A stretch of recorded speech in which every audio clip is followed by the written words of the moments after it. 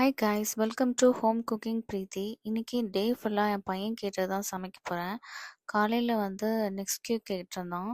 அதுக்கு பிறகு pan cake பண்ணுறதுக்கு ஒரு பவுலில் வந்து ஒரு முட்டை எடுத்துக்கேன். அதை நல்லா பீட் பண்ணிக்கோங்க. அப்புறமா வந்து ஆல் பர்பஸ் ஃப்ளோர் ஆட் பண்ணுறேன். அப்புறம் பேக்கிங் பவுடர், பேக்கிங் சோடா, அப்புறமா பவுடர் சுகர், அப்புறமா வந்து பட்டர் மில்க். என்கிட்ட பட்டர் மில்க் இல்லை, அதனால நான் வந்து கர்டும் கொஞ்சம் வாட்டரும் ஆட் பண்ணுறேன். அப்புறம் வந்து மெல்டட் பட்டர் ஆட் பண்ணுறேன்.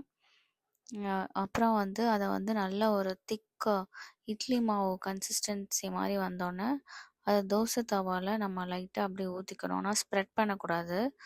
அதுக்கு பிறகு கொஞ்சம் நெய் ஊற்றி எடுத்தால் சூப்பரான பேன் கேக் ரெடி ஆயிரும். ஸோ அது கூட வந்து பார்த்திங்கன்னா நான் வந்து ஸ்ட்ராபெரியும் கொஞ்சம் சிரப்பும் மேலே டாப்பிங்க்கு இது பண்ணி அவங்களுக்கு கொடுத்தேன்.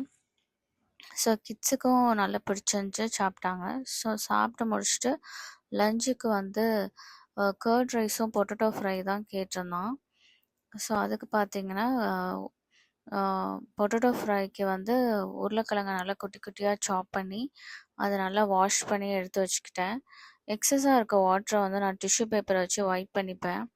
ஸோ நல்லா எண்ணெய் சூடானோன்னே நல்லா பொட்டேட்டோவையும் அதில் போட்டுட்டு கொஞ்சம் சால்ட்டு அப்புறம் வந்து சில்லி பவுட்ரு போட்டு ஃப்ரை பண்ணோம். அவ்வளோதான், நல்ல கிறிஸ்பியான ஃப்ரை ரெடி. கர்ட் ரைஸுக்கு வந்து ஈஸி தான். நான் வந்து எதுவுமே ஆட் பண்ண மாட்டேன்.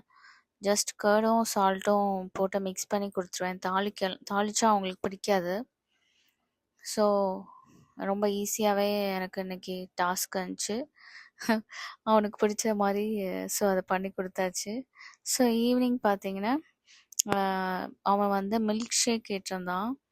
ஸோ அதுக்கு பார்த்திங்கன்னா கொஞ்சம் சில்லான பால், அதுக்கப்புறம் கொஞ்சம் பவுடர் சுகர், கொக்கோ பவுடர், அப்புறம் ஐஸ் க்யூப், இவ்வளோத்தையும் போட்டு நல்லா மிக்ஸ் பண்ணி இது வந்து நான் சும்மா டெக்கரேஷனுக்கு வேண்டி இந்த க்ரீமை வந்து இந்த கப்பில் சும்மா கிட்ஸை ஹாப்பியாக இருப்பாங்கன்னு சொல்லிட்டு பண்ணேன். இது ஆப்ஷனல் தான்.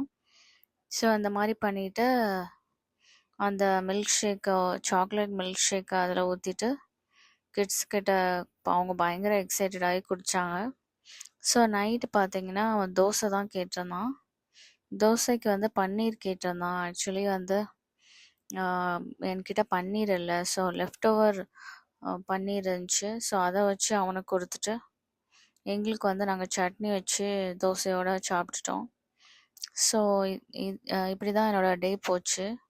ஸோ இன்னொரு வீடியோவில் இன்ட்ரெஸ்டிங்கான அப்டேட்டோடு உங்களை மீட் பண்ணுறேன். தேங்க்ஸ் ஃபார் வாட்சிங். Keep supporting me. பாய்.